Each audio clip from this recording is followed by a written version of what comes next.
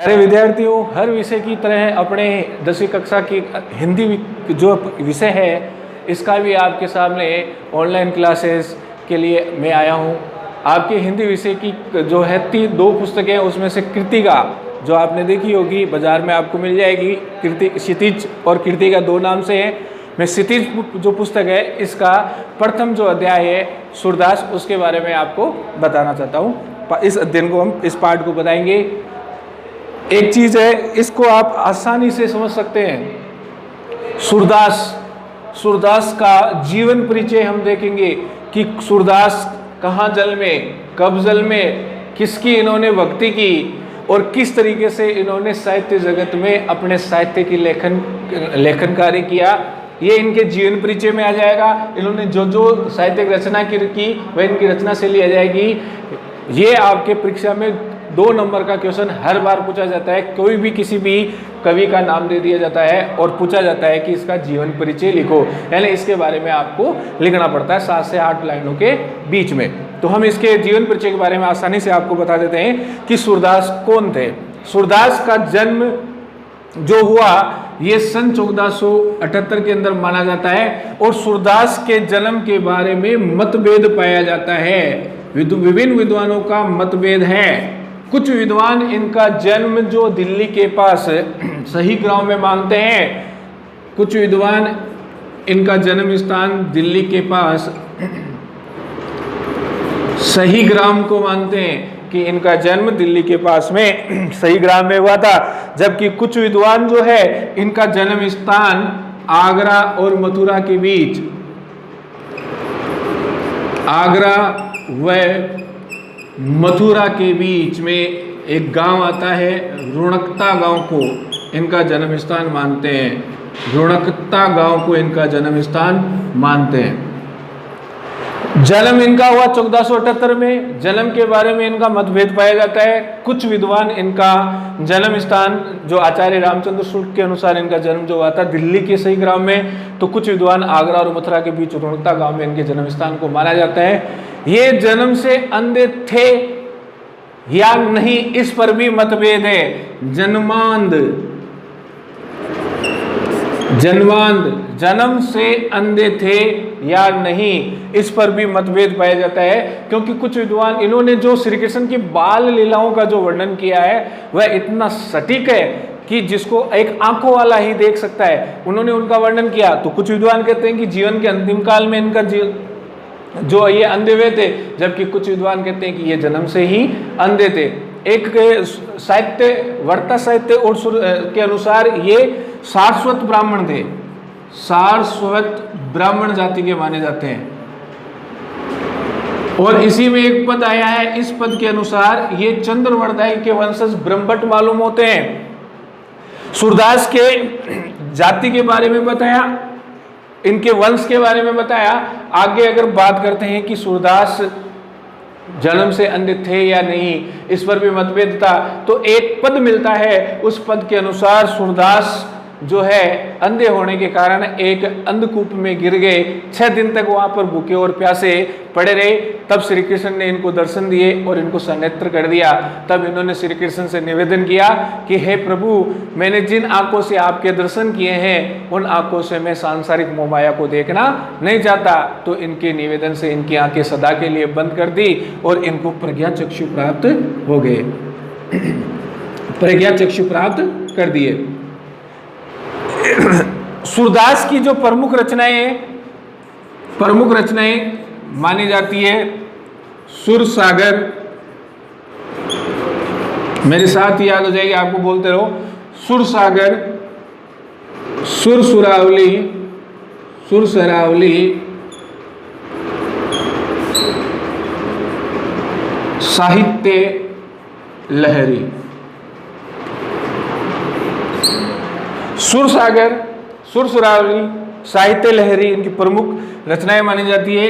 इनके अक्षय कीर्ति को बढ़ाने वाला ग्रंथ है वह सुरसागर माना जाता है। सूरदास वल्लभाचार्य के शिष्य से, वल्लभाचार्य के शिष्य थे। गुरु का नाम आता है वल्लभाचार्य। सूरदास के गुरु का नाम वल्लभाचार्य। अष्टछाप कवियों में इनका श्रेष्ठ स्थान माना जाता है। अष्टछाप कवियों में ये श्रेष्ठ स्थान माना जाता है। ये श्रृंगार और वात्सल्य रस के कवि माने जाते हैं। हिंदी साहित्य कोश में ये सूर्य के समान आशुतोष कहा जाता है। हिंदी संकेत इनका। एक चीज और, सूरदास की जो रचनाएं हैं वह श्री कृष्ण के ऊपर मिलेगी। यानी कि सूरदास जो थे वह श्री कृष्ण भक्त थे, श्री कृष्ण के भक्त थे। और तुलसीदास जो थे वह राम भक्त थे, यानी कि ये श्री कृष्ण भक्त थे। जो 8 जो श्रेष्ठ कवि हुए थे वात्सल्य रस के, उसके अंदर इनका श्रेष्ठ स्थान माना जाता है। इसके अलावा सूरदास की जो भाषा है वह भाषा मानी गई है ब्रज भाषा। सूरदास की भाषा मानी गई है ब्रज भाषा। और इनका जो देहांत हुआ वह देहांत 1583 में, सन 1583 में एक जगह है जिस जगह का नाम आता है पारशोली। पारशोली में इनका निधन हो गया था। ये श्रीनाथ मथुरा और वृंदावन के बीच में भजन गौ घाट पर रहते थे और श्रीनाथ जी के जो मंदिर है यहाँ पर भजन कीर्तन किया करते थे। आपका ये जो अब इस चैप्टर की बात करते हैं कि ये चैप्टर, ये अध्याय क्या है। इस अध्याय के अंदर सूरदास के 4 पद है। चारों पद इसके अंदर दिए गए हैं। बड़े ही शानदार है, रोचक है, इंटरेस्टिंग है, अच्छी तरीके से समझने वाले हैं कि सूरदास के ये 4 पद सुर सागर से लिए गए हैं। और सुर सागर के अंदर भी किस पद से लिए गए हैं? ब्रह्म गीत से लिए गए हैं। कहानी क्या घटित होती है? कहानी ये घटित होती है कि जब श्री कृष्ण नंदगांव से मथुरा चले गए, वहां पर उन्होंने कंस का वध किया और वहीं जाकर बस गए। तो श्री कृष्ण से प्रेम गोपियां बहुत ज्यादा अत्यधिक प्रेम करती थी।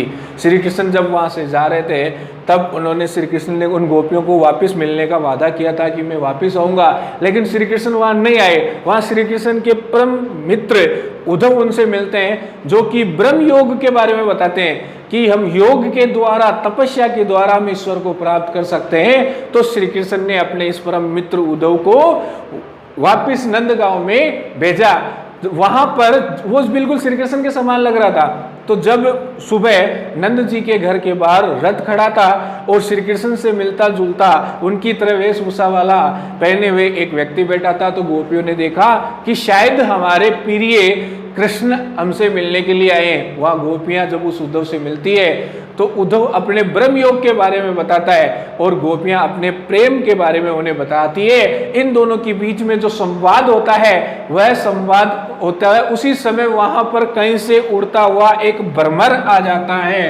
भ्रमर यानी कि भंवरा, भंवरा वहां पर आकर आ जाता है। तो वह गोपियां उस भंवरे को संबोधित करते हुए, उस भंवरे को श्री कृष्ण के समान संबोधित करते हुए, जो गोपियों और उद्धव के बीच में जो वार्तालाप हुआ, जो संवाद हुआ, वही सूरदास ने भ्रमर गीत के अंदर लिखा। इस भ्रमर गीत के अंदर लिखा और इसी के अंदर हम पढ़ते हैं पहला जो पद है वह हम पढ़ेंगे। पहला पद इस प्रकार है, देखिए बोर्ड के ऊपर आप अपने। तो पहला जो पद है सूरदास जी का, सुर सागर से लिया गया, हमने पढ़ा था। सुर सागर के अंदर से किस प्रसंग से लिया गया है? सुर सागर के भ्रमर गीत से लिया गया है। सुर सागर के भ्रमर गीत से।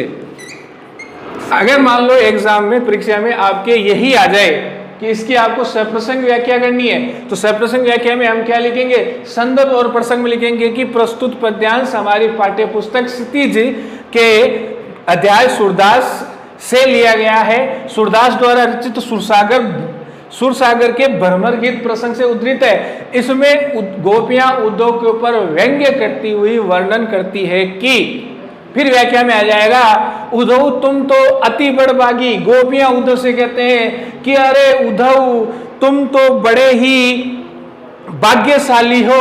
बड़भागी, बड़भागी मतलब बहुत बड़े भाग्यशाली हो। हे उद्धव तुम तो बहुत ही बड़े भाग्यशाली हो, बड़े भाग्यशाली हो, अति यानी बहुत ही बड़े भाग्यशाली हो। कैसे भाग्यशाली हो? व्यंग्य कर रही है उसको। अपरस रहत स्नेह लगातन नाही मन अनुरागी, अपरस रहत स्नेह लगाते नाही मन अनुरागी।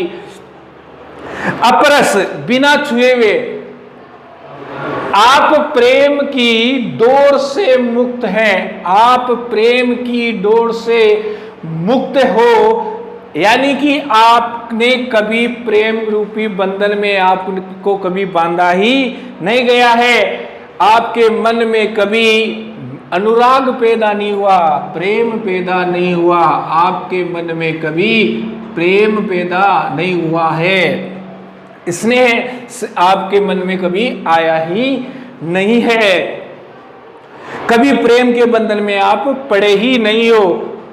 कैसे? अब उदाहरण देती है विभिन्न प्रकार के। पुरएनी पात रहत जल भीतर तारस दे नहीं दागी। जिस प्रकार पुरहनी का मतलब होता है कमल की पत्तियां, कमल का जो पौधा होता है, कमल के पौधे के जो पत्ते होते हैं, इन पत्तों के ऊपर मोम की एक परत पाई जाती है और ये पौधा जल के अंदर रहता है, यानी जल में रहते हुए, प्रेम रूपी नदी में आप रहते हुए आपको प्रेम हुआ ही नहीं है। जैसे एक कमल का जो पौधा की जो पत्तियां होती है, इस पत्तियों पर जल की एक भी बूंद नहीं ठहरती है, यानी जल में रह रहा है, कमल का पौधा जल में रह रहा है, लेकिन उसके ऊपर एक बूंद भी नहीं ठहरी है। आगे उदाहरण दे रही है, जो जल माही तेल की गागरी। जिस प्रकार जल के अंदर गागरी कहते हैं मटके को, गागरी इसका मतलब होता है, इसका अर्थ अगर हम यहां देख ले, गागरी का मतलब होता है मटका, पानी का मटका होता है ना, कच्चा में जो मटका होता है वो। इसके चारों ओर अगर तेल का लेपन कर दिया जाए, तेल लगा दिया जाए और इसको अगर पानी में छोड़ दिया जाए तो उसके ऊपर भी एक भी बूंद नहीं लगती है। आगे अगला और उदाहरण दे रही है कि प्रीति नदी में पांव न परियो। आपने प्रेम रूपी नदी के अंदर पांव ही नहीं रखा है, आपने प्रेम रूपी नदी के अंदर पांव ही नहीं रखा है। दृष्टि नहीं रूप परिरागी, यानी आपकी नजर, आपने प्रेम रूपी नदी के अंदर पांव, स्नान करना तो बहुत दूर की बात है, नदियों में, प्राचीन काल में नदियों में स्नान करते थे, तो उसी प्रकार जो है सूरदास कहते हैं कि हे गोपियां उद्धव को कहते हैं कि हे उद्धव, आपने नदियों की, इस प्रेम रूपी नदी के स्नान करना तो बहुत दूर है, आपने उसने एक बार पांव भी नहीं रखा है, आपने पैर भी नहीं डुबाया है। आपकी दृष्टि में कभी, आप अपनी दृष्टि में, आप कभी अपनी दृष्टि से किसी के ऊपर आपको प्रेम आया ही नहीं है। सूरदास अबला हम भोरी। सूरदास आगे कहते हैं, अबला शब्द आया है गोरियों के लिए, गोपियों के लिए। तो गोपियां कहती है कि हम तो भोली भाली अबला नारी है, अबला नारियां, भोली भाली नारियां, स्त्रियां हैं। अबला और सबला दो शब्द होते हैं। अबला यानी भोली भाली, सबला यानी सबल ताकतवर, और ये हम तो भोली भाली नारियां हैं जो क्या कर रही है, जो श्री कृष्ण के प्रेम में डूबी हुई है, जो श्री कृष्ण के प्रेम में डूबी हुई है और उसके अंदर इस प्रकार फंसी हुई है।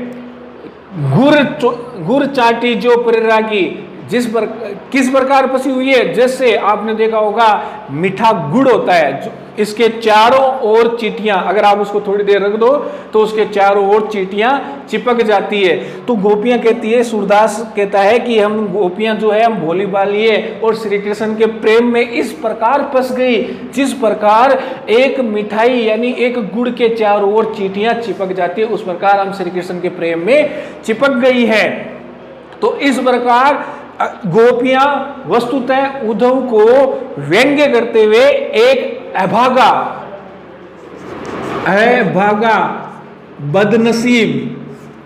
बदनसीब सिद्ध कर रही है, चोट कर रही है उनके ऊपर। यह आपका जो पहला पद है ये दिया गया है। एक बार वापस से मैं इसको रिवाइज कर देता हूं कि प्रस्तुत पद्यांश क्षितिज अध्याय सूरदास के सुरसागर के ब्रह्म गीत प्रसंग से लिया गया है। इसमें उद्धव और गोपियों के बीच में जो संवाद हुआ उसका वर्णन करते हुए गोपियां उद्धव से कहती है कि हे उद्धव, तुम तो बड़े भाग्यशाली व्यक्ति हो, तुमने इस प्रेम रूपी बंधन को कभी आप अनुभव नहीं किया है। जिस प्रकार कमल के पत्ते जल के अंदर रहते हैं लेकिन उनके ऊपर एक भी बूंद नहीं ठहरती है, जिस प्रकार तेल लगी हुई चारों ओर तेल से लेपन की हुई एक मटकी होती है, वह भी पानी में छोड़ दी जाएगी तो उस पर भी एक बूंद नहीं ठहरती है। आपने प्रेम रूपी नदी के अंदर स्नान करना तो बहुत बड़ी बात है, आपने उसमें पैर भी नहीं रखा है। आपने कभी किसी से प्रेम नहीं किया, आपकी दृष्टि में कभी कोई प्रेम हुआ ही नहीं है, जबकि हम भोली भाली नारियां हैं जो श्री कृष्ण के प्रेम जाल में इस प्रकार फंस गई है जैसे एक गुड़ के चारों ओर चींटियां लिपट जाती है। इस प्रकार आपने जो ये पद पढ़ा, इस पद के अंदर ये जो प्रश्न बन रहे हैं, इन प्रश्नों को आप अपनी अभ्यास पुस्तिका में लिखेंगे। देखिए, पहला प्रश्न है, सूरदास किस रस के कवि माने जाते हैं? किस रस के प्रमुख कवि माने जाते हैं? तो सूरदास वात्सल्य, श्रृंगार और वात्सल्य रस के प्रमुख कवि माने जाते हैं। सूरदास की प्रमुख रचनाएं 3 मैंने बताई थी, सुरसागर, सुरसरावली और साहित्य लहरी है। गोपियों ने श्री कृष्ण के प्रति अपने प्रेम को किसके समान बताया है?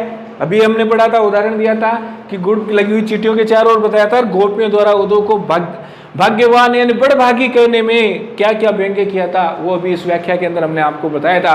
तो ये आपको लिखना है कॉपी के अंदर, अच्छी तरीके से कॉपी में लिखना है और इसको अपने अभ्यास पुस्तिका में लिखकर इनको याद भी करना है, ताकि हमें बार एक साथ याद करने के लिए फिर बाद में एग्जाम टाइम में बहुत ज़्यादा याद हो जाएगा, जो याद करना पड़ेगा, जो याद करने में फिर दिक्कत होगी। इसलिए आपको इसको अच्छी तरीके से लिखना है। स्क्रीनशॉट ले सकते हैं आप इसको।